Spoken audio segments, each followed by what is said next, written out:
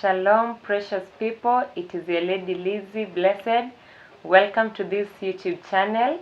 I believe somebody you will be blessed by the story we'll have today. We have a powerful lady, and she's going to talk to us. She's going to tell us her story, and I trust God.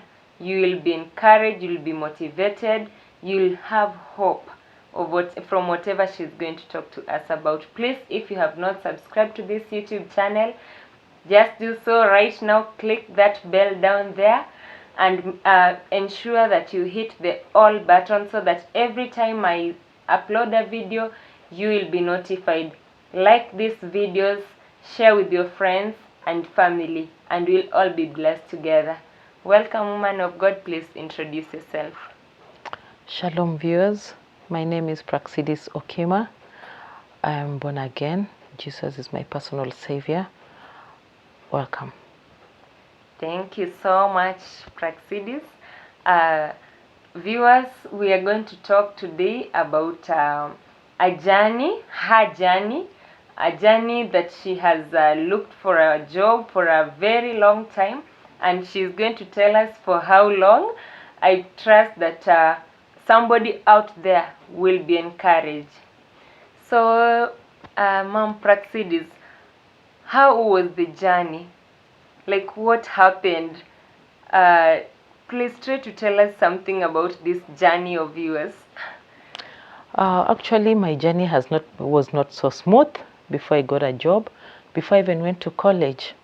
When I finished school in 1992, it was not easy for me.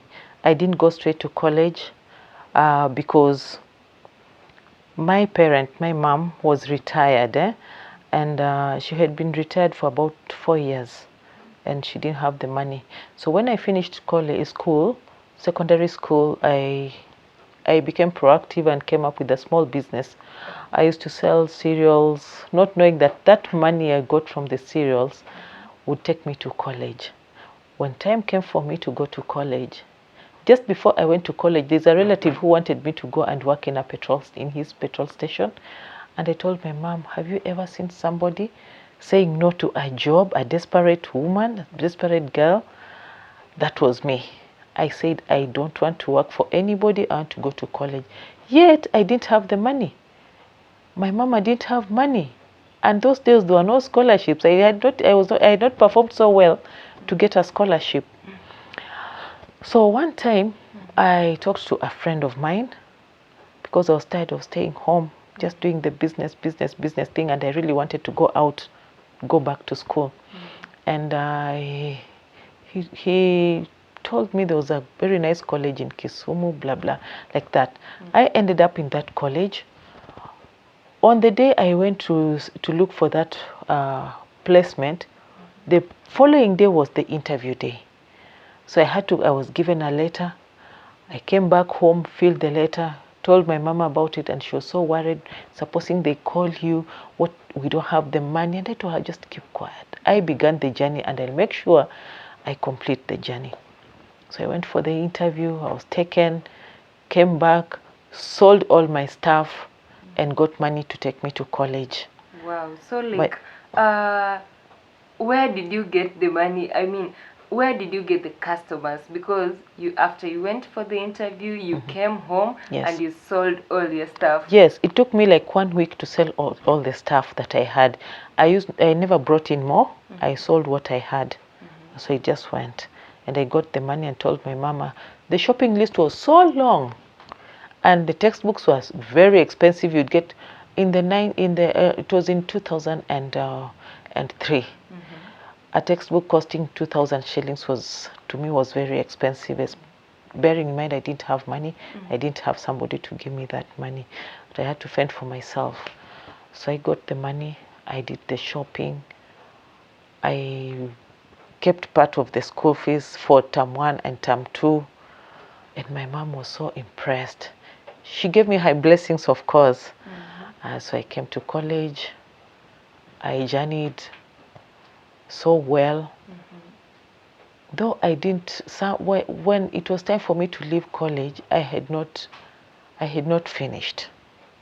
I trained as a secretary.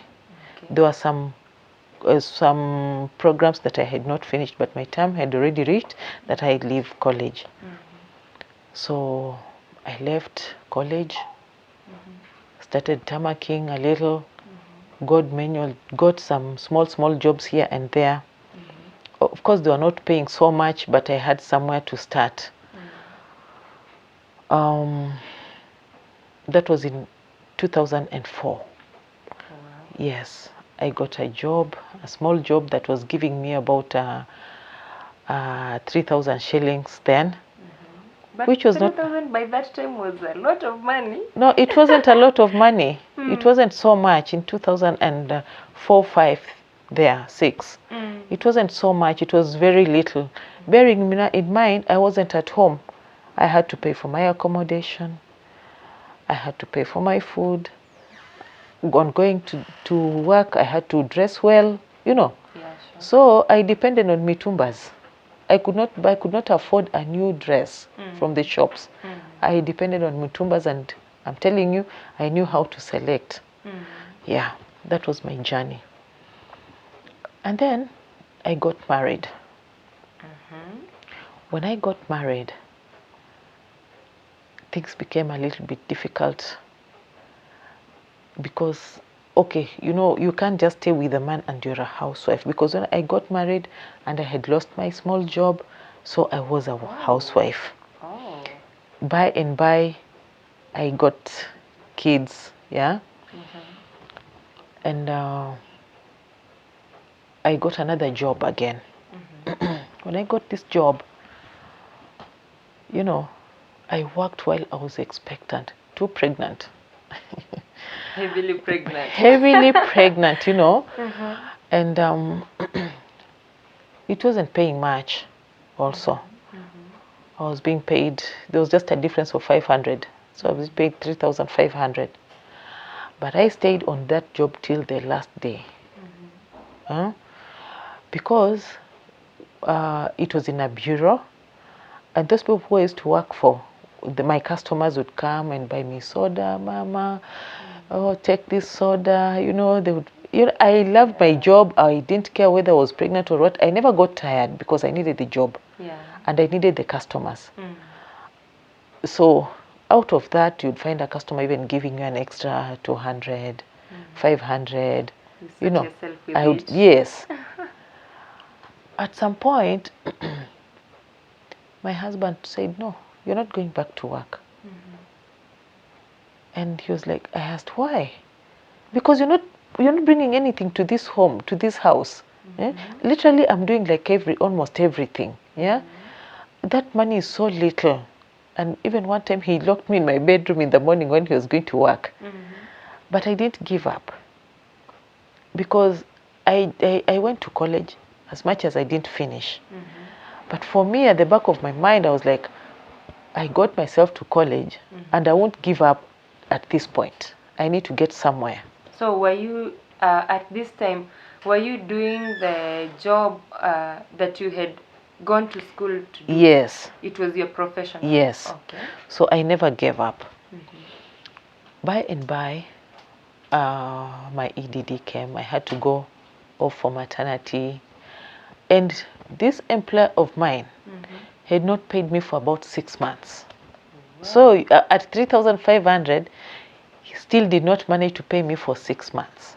Oh, I now see where your husband decided to lock you in your bedroom. Yes.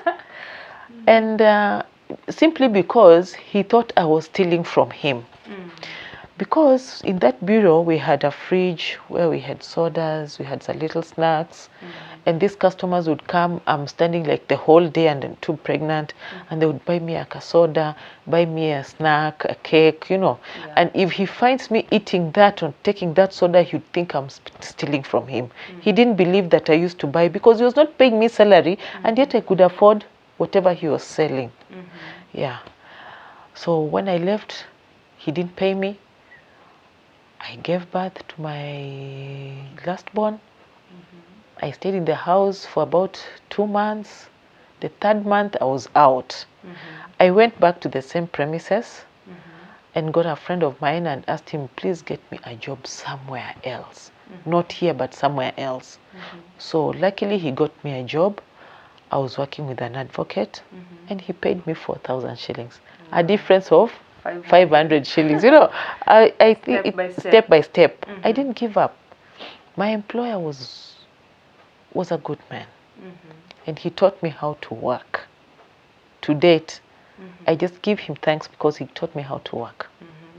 So, her employer, wherever you are, I know one day you will come across this video. She's really appreciating for the good work you did in her life. Yes. Because today she's where she is because you did not give up on her. Yes. So, as much as he used to give me 4,000 shillings, why I'm saying he taught me how to work, he would come a little bit late towards time for going to court, and he would give me like a file. I need these notes. So you see, I could prepare in about 30 minutes or less, and he would just stand behind my back and tell me, Praxidis, time is up, I need to go, I'll be late. So you see, I used to work so much. At one point or at some point you did not feel pressured? Of course, I used to be pressured, but what do? At that moment, that money was my livelihood. Yes. You needed that job. I needed that job because I had kids. Somebody out there, someone who is feeling pressured at work, you don't have to give up. That employer of yours wants the best for you because he is preparing you for your next level, for your next employment, for your next step. So do not give up. Do not lose hope. Do not feel like depreciated in value. Just know that God is using that employer of yours to lift you up. One day you will be somewhere. Yes, my sister. So he encouraged me to keep on working, and sometimes over the weekend he could give me a little tips here and there because I worked so hard. We were supposed to report on. I was supposed to report on duty as from 10, but I came the normal time at 8, being a weekend on a Saturday. I was supposed to work up to midday, but I would work up to 4.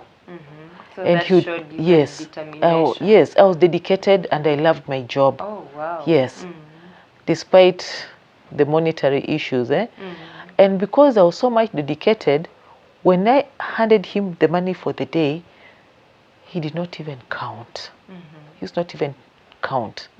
And he would just take part of it and tell me, Praxidis, take your kids for a weekend. So he had trust. He had trust, yes. Because you're doing it selflessly. Yes. Oh, wow. And I also made him trust me because I could not touch his cent.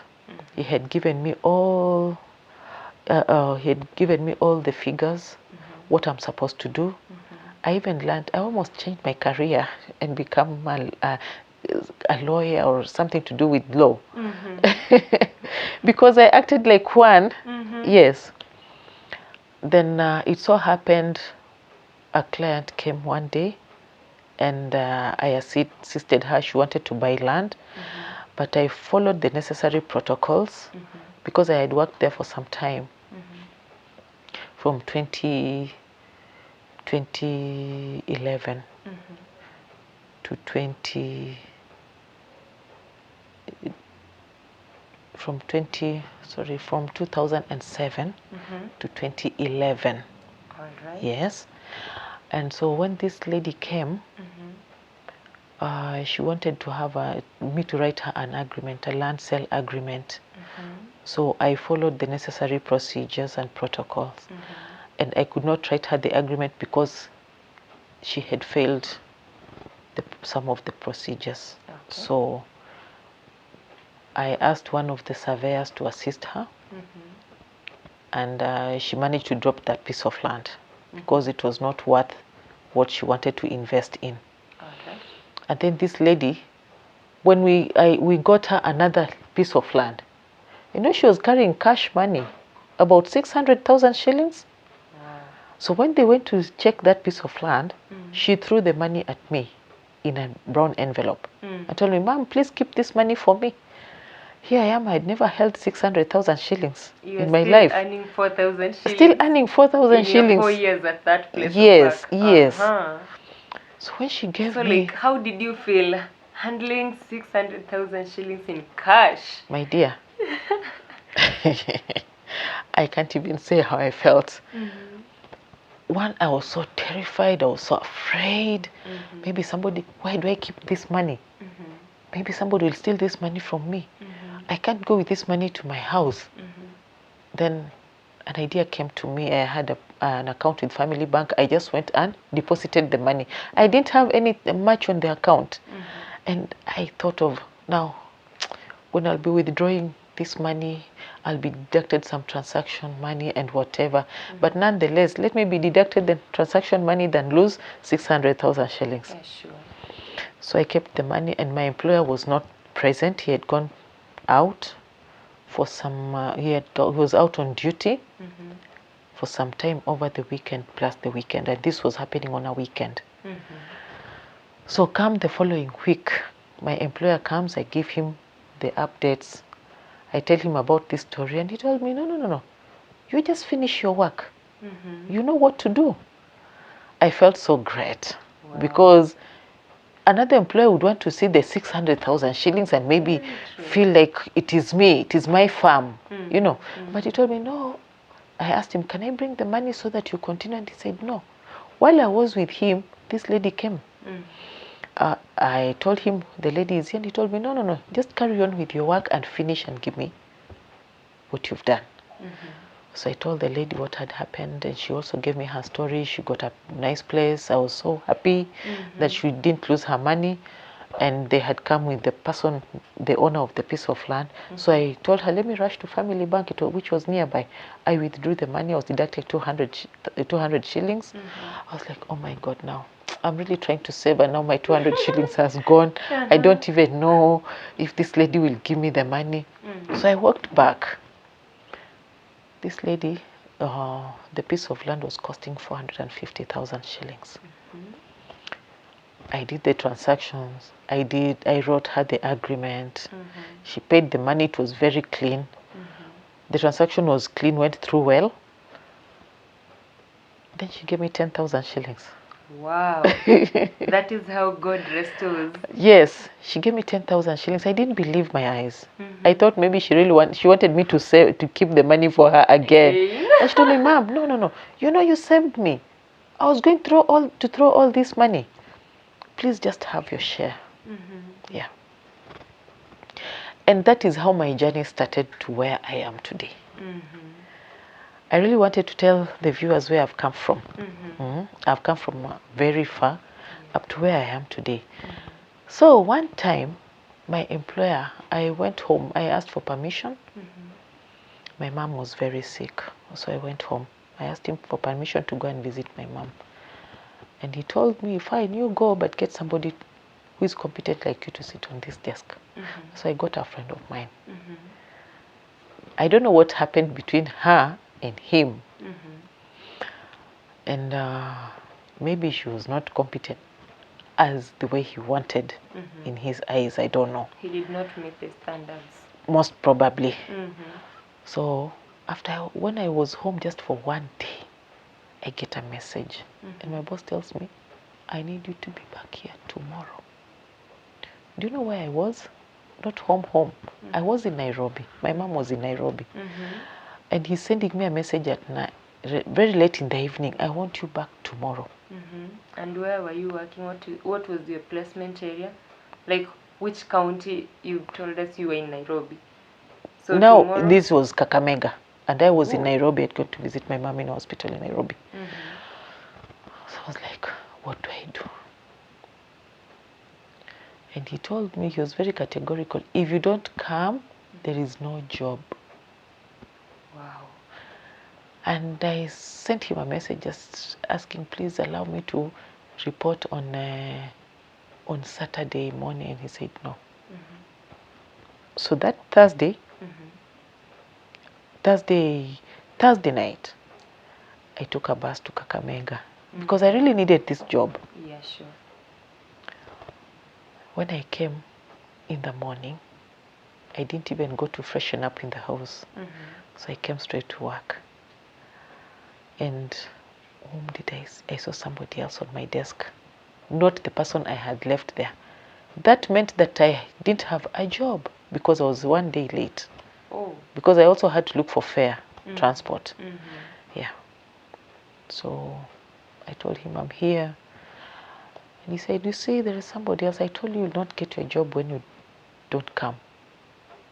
I tried to explain myself and he said, no, just go home. I was very devastated. I can imagine. Yeah. So I walked to my place, demoralized. I didn't know what to do. I've lost a job. At least it was lately, yes, but I had something for my children. Exactly. So I walked home,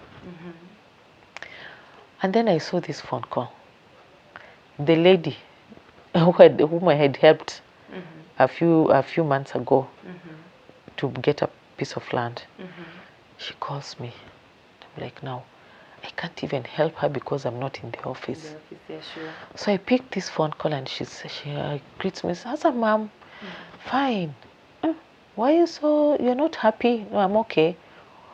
And I told her, no, you see, I've left that job. I can't help you. I didn't even listen to her. I thought she had come for another piece of land. So I told her, no, I can't help you. I've left that job. No, I don't want you to help me. You decided there. to jump into conclusion. Yes. I told her I don't want to help. She told me, I don't want you to help me there, but I want you to help me somewhere else. You mean you don't have a job? I told her I've just been sacked this morning, a while ago. Then Just that's fine. hold on there.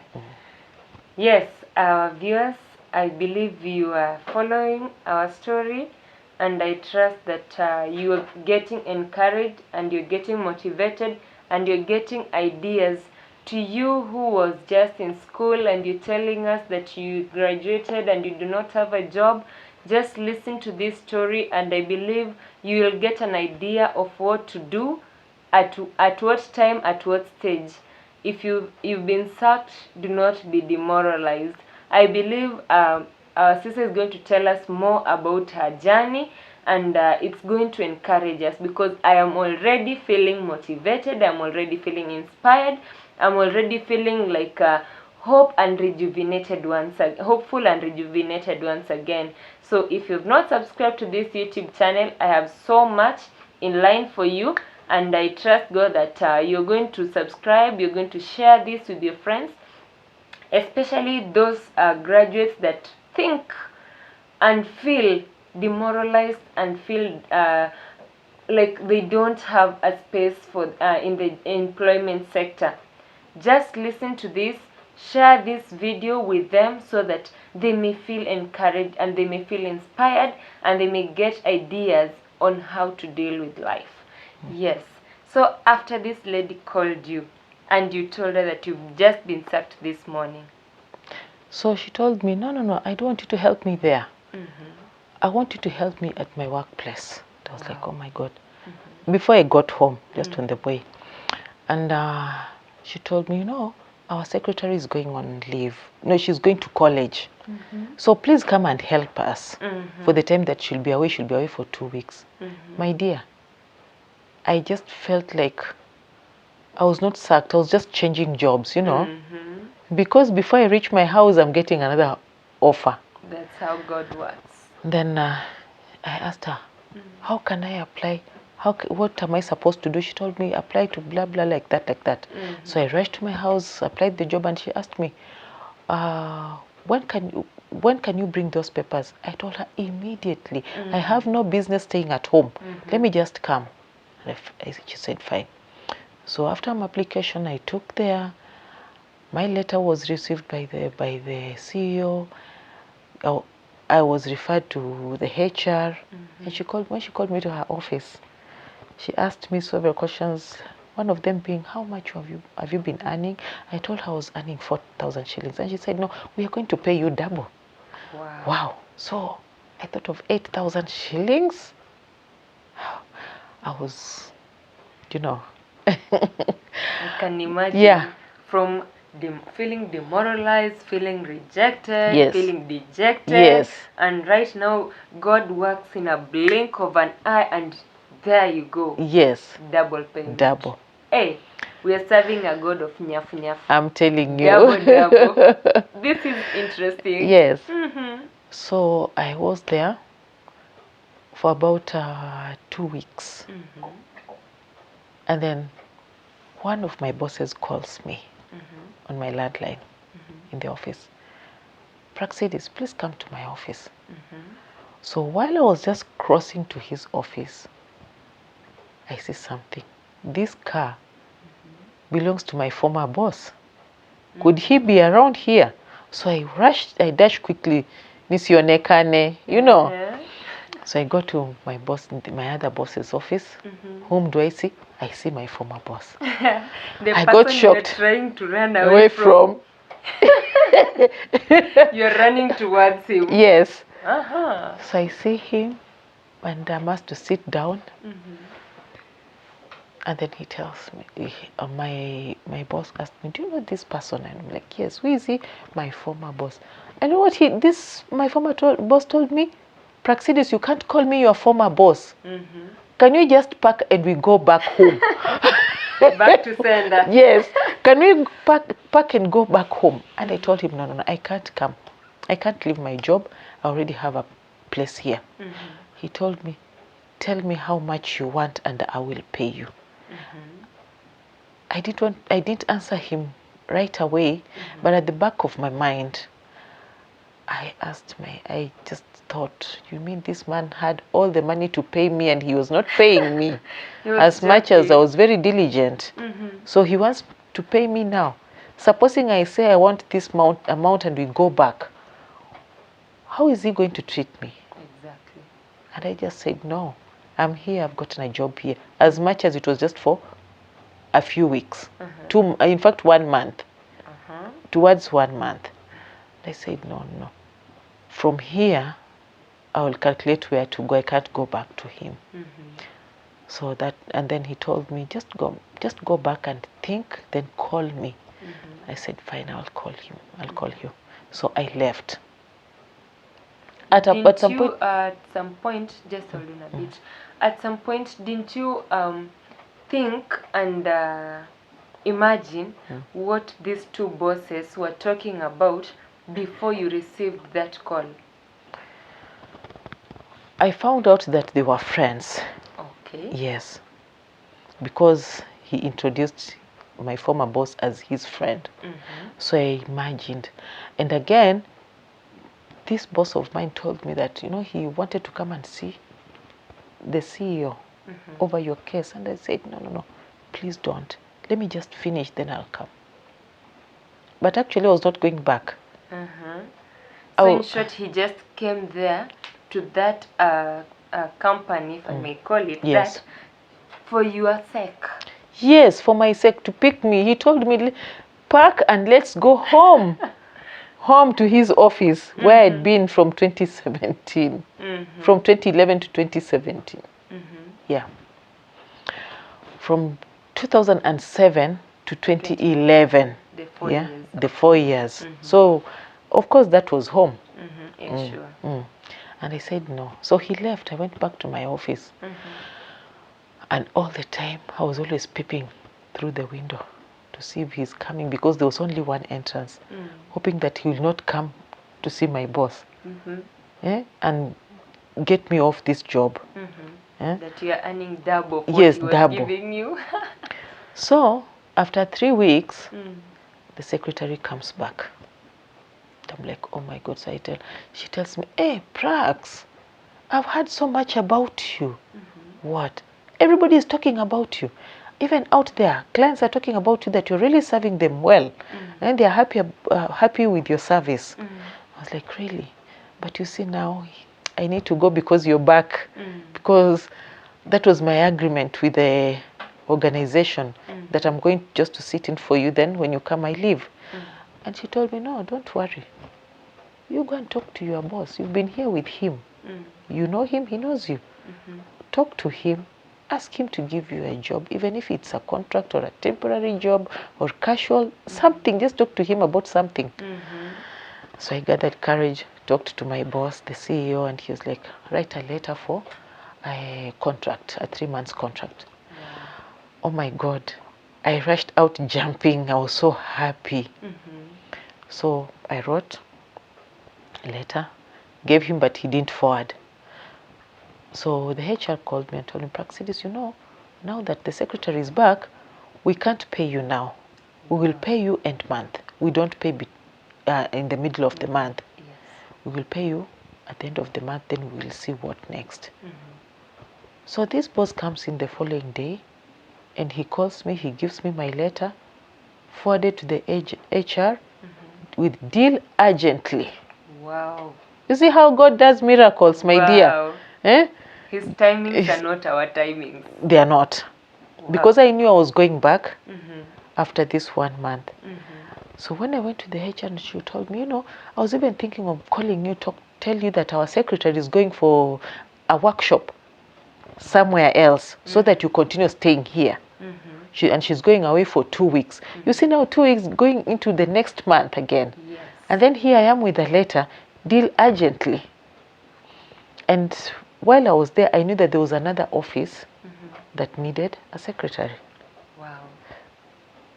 So, didn't you think, now that you knew there was another office that needed a secretary, did you think of applying before somebody else brings that idea into you?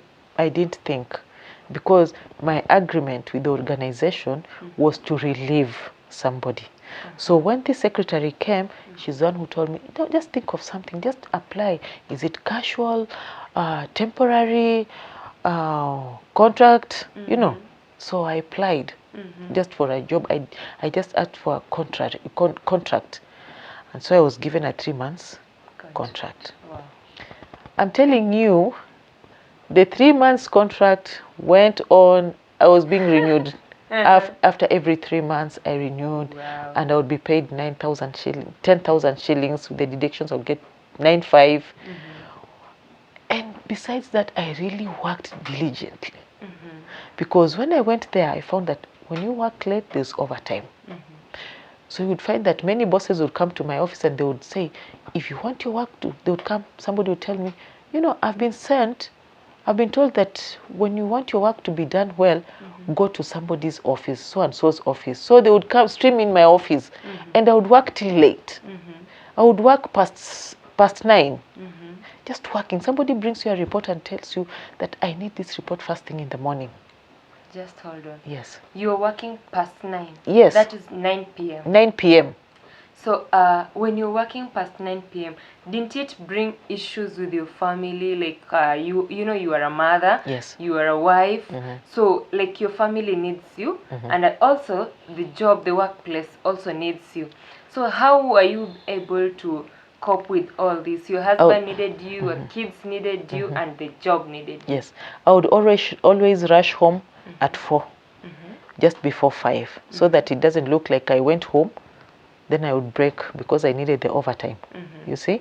So I would talk to my boss and he would accept I rush home, because he would also give me work and tell me that I have a board meeting first thing in the morning. What do you do? He has been in these meetings the whole day, and he comes at around 4, at around 5, and he gives you work. What do you do? I never complained, because I think I would rush home, see my family, do ABCD, explain to my husband that I'm working late and I need this money. I had also started buying small things. I would also contribute towards rent, so he could accept that I go. Now you were seeing some fruits. Yes, you're seeing some fruits coming home, yeah?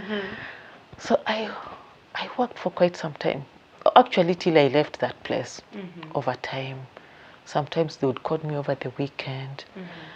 We would have outings like maybe workshops, commemorate some days, and they would just say, we want Praxidis to go. Wow, that was good. Favor. That was favor from God. Favor speaking for you. Yes. And you know, when God gives you favor, Satan will never fail to intervene. Very sure. And I was not very much at peace with some of the secretaries, you know.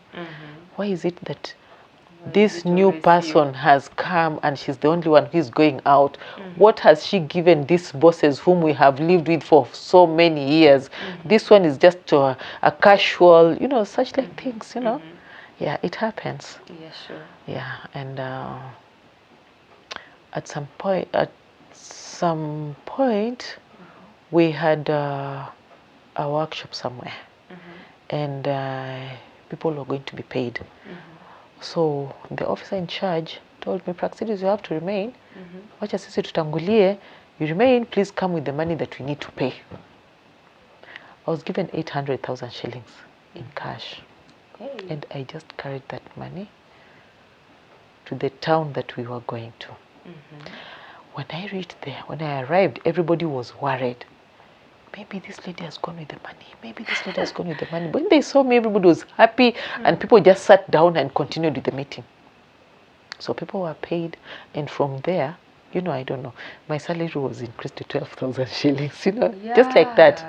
The trust. Yes, the the trust. The big amount to see your level of faithfulness. Because I was earning only, let me say I was earning 9,000 shillings, but here am I carrying 800,000 shillings. If it would have been somebody else today, somebody who has really tarmacked for that long, would have gone away with the 800,000 and said, let me open up a business. But here I was like, no, God has opened the way. But then I was here, no, this is my job. 800,000 is nothing. I've held some money, 600 before, and I didn't pick it. So by and by, at some point, we were about like 3 staff who were supposed to be confirmed, to be employed actually on permanent. And then we did a board paper for my boss. He used to meet the board members. They had coming for a meeting. They were coming for a meeting, so he was supposed to meet them and present. In that board paper, the 3 of us were supposed to be confirmed because we had worked for some time. The 3 months contract. Yes, for a very long time. This was in 2013. So, when he went with his board paper, and the chairperson had also a circular from the ministry. The circular stated freezing of employment in the ministries, and only counties should employ. You see? Yeah. So, because we were under the ministry, we didn't get the employment. So I was not employed. Nonetheless, I just kept going. I said, anyway, I don't know. Maybe, I don't know what God is thinking about. I have this family. I need to go to college, blah, blah, blah. And before then, I decided to go back to college.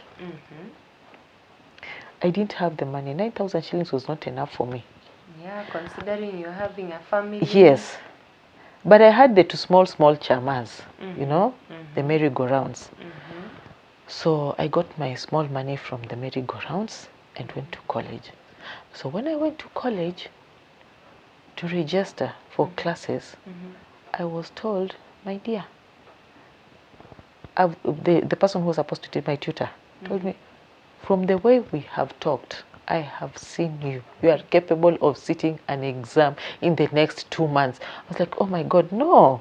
I tried this paper and failed. I don't want to fail this paper again. She gave me hope and told me, no, Praxidis, you will have to work extra. Whatever you do at night, you'll stop doing it. You'll have to sit down and work. And she told me, rules have changed. We need a birth certificate. So I got the birth certificate in a very short time. I registered for the exams. I had nothing up here. Remember, I left college, and now I'm a mama. I've gone jobs, not even nothing to do with college. Here I am with a lot of stress every day, you know, family stress, job stress, lack of job, you know. You can't get a good job when you've not gone to college so well. So she told me, no, just give yourself hope. You will go through these exams. So I registered and we planned on how. And I told her, how will I manage with my job? No, you'll be coming, you talk to your bosses to give you time. So you come twice in a day. You come over lunch hour and at 4. That is how it happened. So during this time, you earlier told me that at 4 you were rushing home. Yes. To be with your family Yes. for a short while. Yes. And do the 1, 2, 3s. Yes. A mother does. Yes. Or a wife does to the husband. Yes. And the family at Yes. large. Yes. So now here comes in another schedule interrupting your normal schedule. And I also had to get the overtime. And you also needed the overtime for school, in fact. Wow. Yes. So now this is getting interesting. So like the first question I would like you to answer is, were you ever feeling the burnouts? Because you're a normal human being. You get tired at some point. We cannot overwork ourselves. And number 2, now how were you dealing with the family? Because now the family also needed you, classes needed you, your job needed you, and you as a human being needed yourself. So how were you? There was a lot of burnout, my dear. And I just think I was strong.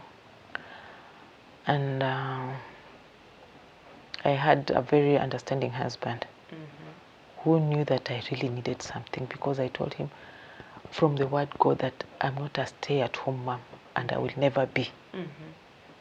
You know, I even told him, when he was telling me, no, you know, you're not contributing, and I told him over my dead body, whether I'm contributing or not, I will never be a stay-at-home mom. And that has worked for me. And I told him, the only thing you can do is to support me, because I'm not intending to be a stay-at-home mom. So this time, when I had to go to college twice a day, that is lunch hour and 4. And I also had this 5, maybe to 8 to 9 there. I wouldn't go beyond 9. I would, just before 1, I talked to my boss and he accepted. So I told him, you know, I really need this money, you know. And I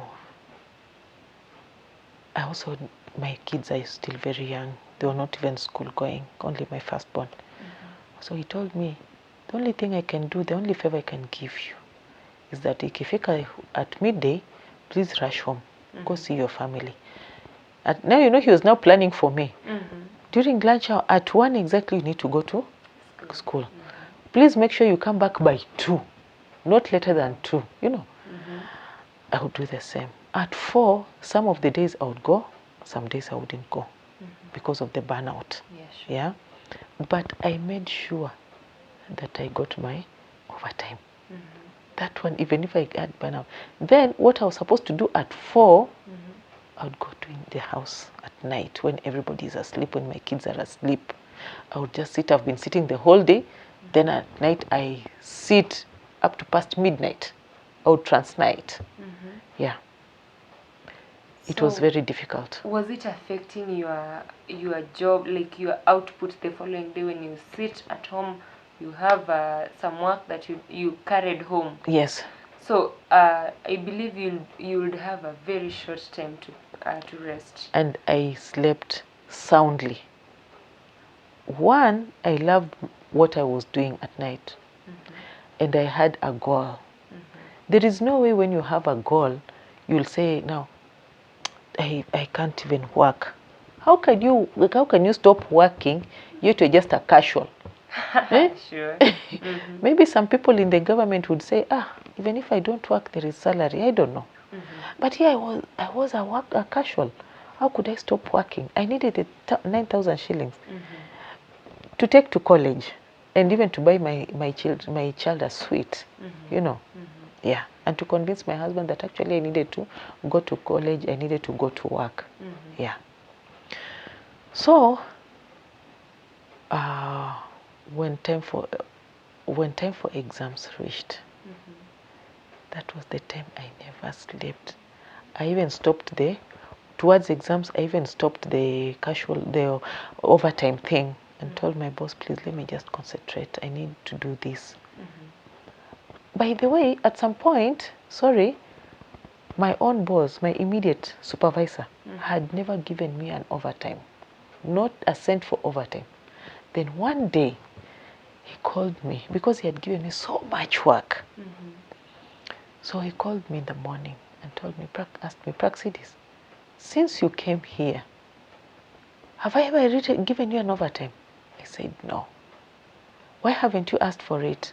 I told him, but sir, it is you to see that I needed the overtime. I can't ask for it. But these other officers used to give me. Yeah? And he told me, bring that form, the overtime form. Yeah. And he signed the form before I filled the form. And he told me, go and write a figure. Calculate for how long I have kept you in this office after 5. Wow. And over the weekends. Wow. My dear, I didn't know what to write. I went back, having filled everything apart from the figure. But it was already an open check, signed, and given to go and write what I asked him. Now, what can I write? Because now I'm given like 1K in a day. What can I write? He told me, go back and think of how much time you have spent from the time you came to my office to date. How many overtimes you have worked for me as from 5. He repeated the same words. Do you know what I did? I just went and sat down and dilemma. and wrote 40,000 shillings and took the form to him and said, okay, take it to the finance. My dear, I came out with 40,000 shillings, which was part of my school fees, you know, which was part of my exam. That is how I got to do that exam. God opened a way for me. I didn't know. He had never, I don't know, he had never given me an overtime, but when I wanted to go to school, I had not even talked to him that I wanted to go to school. So when I was told that, no, you need to register and blah, blah, blah,